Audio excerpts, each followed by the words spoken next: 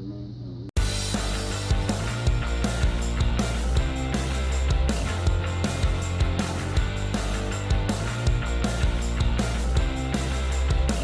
morning, ruffians. How's everyone doing today? Today is going to be a work day. And what do I mean by work day? Well, for all the videos that I do, I have to do research and make sure my facts are correct. So today I'm going to be researching OPSEC. Again, I'm probably going to go down to the library, but afterwards I'm going to go to Best Buy and look at new cameras, because right now I'm filming on my phone, and just filming on my phone I can actually tell what I'm recording and it seems to come out better. So yeah, so I just finished my first shake of the day and it was great. When I buy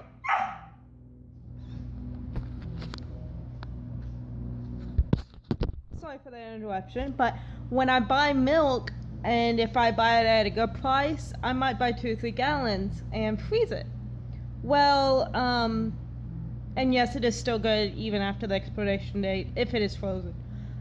Well, yesterday I took a gallon of milk out of the freezer and put it in the refrigerator, and this morning I went to pour it and it was like half frozen, so it was like, instead of like a normal shake, it was like an ice cream shake, and it was so good. And I shook it and it refroze into like an ice cream, and that's what I had for breakfast. So I had ice cream for breakfast, and I just finished it, and it was. And if you ever do these Herbalife shakes, that has to be the way to go.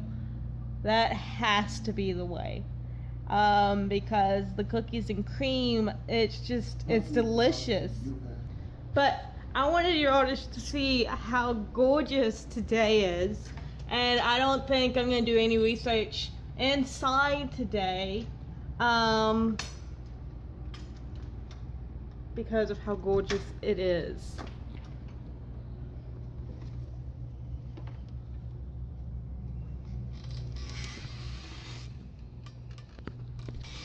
So I'm going to try and find something to do outside, and Zelda!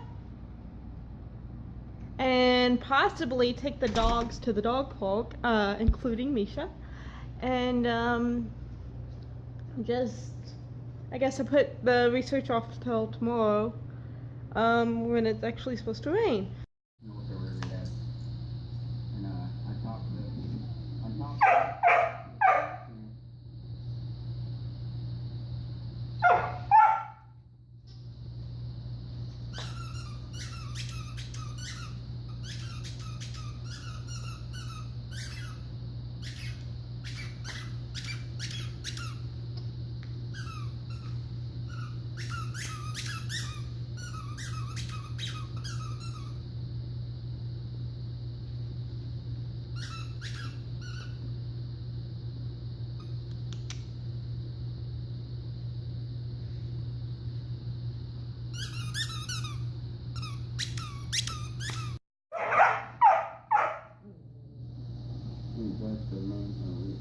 Zelda?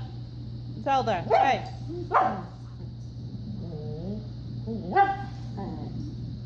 Zelda! Leave her alone! She don't want you up in her face. She's having fun with her toy. Hey, that's my foot. That's my bad foot. So, I don't know if y'all know this or not, but Misha normally... Oh, this is what Misha likes. Misha isn't a playing dog, but I've just saw them both tugging on the little raccoon. Hiya, super up close to Misha. Misha butt. But I just had them, they was just both playing with one of the toys at the same time. Zelda! Hey! Hey! I was just playing with this toy at the same time, so that's like a huge improvement. Misha has been playing a lot more since I've gotten Zelda. So I'm really excited about that. So I didn't get outside today, sadly. But last night I put a jug of water into the freezer to freeze it so it would be iced today and I could make sweet tea. This is what happened. Here's the ice that came out of this. Now it wasn't closed or anything, it was only halfway up, so it was like, it's like right there. But instead of expanding up, it expanded out. And I was surprised by that because I've done this before and it's expanded up every time. So I got my water. I'm gonna make some sweet tea, and I'm making my hard-boiled eggs. And yeah, I'm trying not to say a lot because I know it gets repetitive and boring. But when I film, I don't know exactly how I'm gonna say things, so that's why comes out quite a bit. Today I was checking my Facebook and a friend asked me, who is about to get married to a soldier, what is some of the important things about being a military spouse. And I talked to her about it, but I wanted to share some of the things that I've learned with y'all. One of the hardest things I think about is being alone so much. Many spouses don't get the opportunity to how should I put this? To be close to their family once they actually married into the military. My family is actually in Arkansas, and I don't have any family close by, but neither does Gordon. So, when it comes to deployment or, days where they can't come home or training or something like that, it's difficult because the first thing you want to do is call up your best friend, that's probably your sister or even your brother, and just hang out with them, and that's difficult to do since all that. So one of the best pieces of advice I've given her, in my opinion, I'm not an expert, y'all, but in my opinion, is to get a lot of friends in the area you're gonna be. Many spouses, many bases have a spouse page on Facebook that you can connect with other spouses, and that's how I've found a few of my friends actually. But you can connect with them through the Facebook before you even move to the base. And also another thing about being hard in the military life is the regulations that you don't realize are there. One of the regulations is the dress code that is different on every base. Here you can't wear flip-flops or nasty looking sandals into the base facilities like legal, commissary, MCX. Just walking out on the street, you can't wear flip-flops, you can't wear leggings, spaghetti strap shirts, you can't wear, low-cut shirts, you can't wear midriffs, your pants can't be sagging, and it's difficult to think of that when you're getting dressed in the morning, be like, oh shoot, I've got to go to the commissary day, I can't wear leggings or yoga pants. Because one of my common outfits is yoga pants, flip-flops, and a t-shirt. And you can't go into the stores on base looking like that. Another thing which is really difficult when you're a military spouse is the separation. But if you really love that person. You're going to make it work no matter what happens. They could be gone for 2 weeks, 2 months, a year, and you've got to know that it's going to be difficult, and you've got to know that you're going to be tempted, very tempted sometimes. And a lot of times you can't contact them as soon as you have to or want to. Sometimes you might have to wait a week or a day. Sometimes you can talk to them right away. In certain places, you might not even be able to use the internet to contact them. You might have to go old school and use snail mail. It depends. But you can make it through. Me and Gordon, with Gordon being deployed, and the place where he is doesn't give very good internet access. So it's very difficult to speak with him on some days. And then some days I really need to talk to him or want to talk to him, and I can't. So you've got to find different avenues and different ways of communicating that you might not be comfortable with. Another way I communicate with Gordon without people realizing what I'm doing is actually through my vlogs. He watches my vlogs to see how I'm doing and see what I've done, just to see me, or he can talk to me about things that's happened through the day by me actually filming them. And that's another thing you can consider. But those are some, I guess, harder things that's with military life that you have to consider, is the separation from your family, the general rules on base.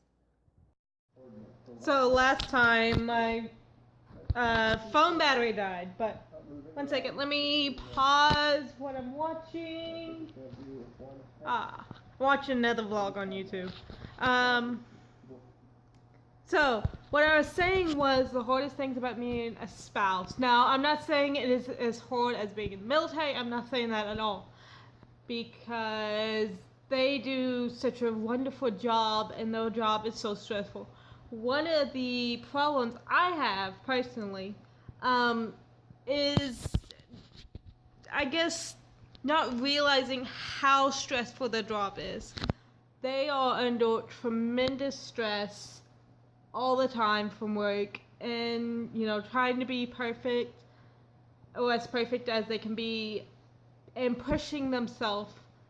So you have to give some leeway. It is not a civilian job. It is not an easy job.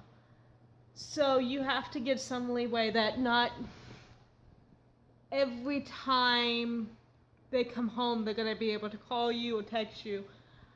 And also, you don't know exactly when they're coming home every day. They sometimes cannot come home for lunch, or they have to work through lunch. But those are just a few of the things that I find is difficult. And also, it has put some strain on my marriage in a good way. It's helped us learn and helped us grow and just get closer together. Can y'all see my hair? I love it when it's clean like this because it's so playful and light. Another thing is, my trip to Denver is coming so soon. Tomorrow I'm gonna try and do the packing video for it, and also the how to pack your carry-on bag. But I'm trying to get a bag that Gordon has. It's Gordon's bag, but a friend of his has it. So I'm trying to use that bag because it's so much nicer than the one I have. But yeah, I'm excited. I'm elated. I'm just giddy because I get to go. It's a great way to break up the deployment. You know, I take this trip, I have so much more to go. You know, or 1 second. Or you know, if you have a spouse deployed, take trips like doing it if you can afford it. That way you can be like mark it and be like, okay, this is my halfway trip or quarter of the way done, and then you know go on a trip or something. I find that getting through the first half is the hardest, and then like the last week drags on. So if y'all can find a way to stay busy, or you know just busy after that, it helps a lot. So I think this is where I'm going to cut the vlog off here today. I've had both my shakes that I'm supposed to have. I've had my 2 high protein snacks. I ate 2 eggs and some cheese, like 2 pieces of string cheese. And my normal dinner was a small salad.